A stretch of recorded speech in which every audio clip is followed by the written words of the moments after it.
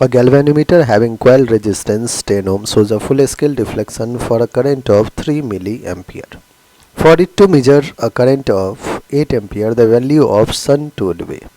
बच्चों पहले तो अपन सर्किट बनाते हैं, ये गैल्वेनोमीटर है और इसके साथ पैरेलल में अपन क्या करते हैं, शंट रेजिस्टेंस कनेक्ट कर देते हैं. टोटल करंट जो है वो I आएगा. गैल्वेनोमीटर के थ्रू जो करंट जाता है उसको अपन IG से डिनोट करते हैं और जो शंट के थ्रू जो करंट जाने वाला है बच्चों उसको R is the resistance of shunt या फिर RS कह दीजिए. ये जो करंट होगा वो I माइनस IG होगा. अगर आपने पैरेलल में कनेक्ट कर रखा है गैल्वेनोमीटर के शंट रेजिस्टेंस तो आप कह सकते हैं कि पोटेंशियल डिफरेंस दोनों के अक्रॉस क्या होगा बच्चों, सेम होगा. आइए पोटेंशियल डिफरेंस अक्रॉस गैल्वेनोमीटर लिखते हैं. V is equals to I into R use करेंगे ओम्स लॉ से. तो I जो है गैल्वेनोमीटर के थ्रू वो IG है और रेजिस्टेंस को G से ही डिनोट करते हैं, तो IG इंटू G. आइए शंट रेजिस्टेंस के क्रॉस पोटेंशियल डिफरेंस तो सेम ही होगा, तो V से ही डिनोट कर रहा हूँ मैं.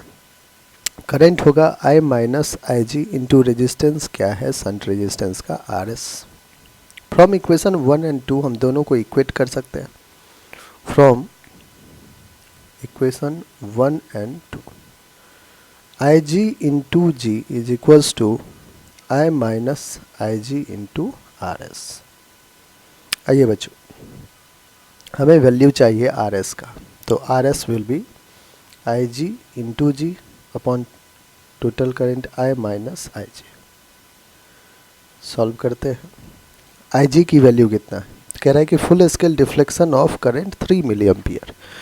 तो IG बच्चों आपको 3 मिली एम्पियर दिया हुआ है.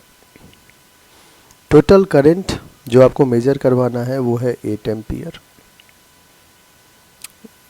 गैल्वेनोमीटर का जो रेजिस्टेंस है G वो है 10 ओम. सारे वैल्यूज़ को पुट किया जाए, 3 into 10 to the power minus 3 milli है. G की value 10 divided by I is 8 minus IG is 3 into 10 to the power minus 3. ठीक है.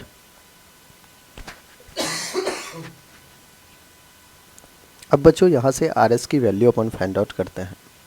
3 into 10 to the power minus 3 plus 10 that is minus 2 divided by 8 minus 3 upon क्या है बच्चों 1000, क्योंकि 10 to the power minus 3 है 1000 हो जाएगा. सॉल्व करेंगे तो 3 into 10 to the power minus 2 नीचे आ जाएगा 8000 माइनस 3 और डिवाइडेड बाय 1000. एलसीएम ले लिया हमने. 3 into 10 to the power minus 2 है ही, इसको 1000 भी ऊपर मिलेगा और नीचे आ गया बच्चों 8000 माइनस 3. 10 माइनस 3 विल बी 7, 9 9 और 8 अब क्या बन जाएगा 7 बन जाएगा. कैलकुलेशन करते हैं. 3 into 10 to the power minus 2 और 10 टू दी पावर प्लस 3 तो 10 हो जाएगा डिवाइडेड बाय 7997. ठीक है बच्चों. अब आप 30 को एक बार क्या कीजिए डिवाइड कर दीजिए 7997 से. थोड़ा कैलकुलेशन ज़रूर है लेकिन करना पड़ेगा है ना.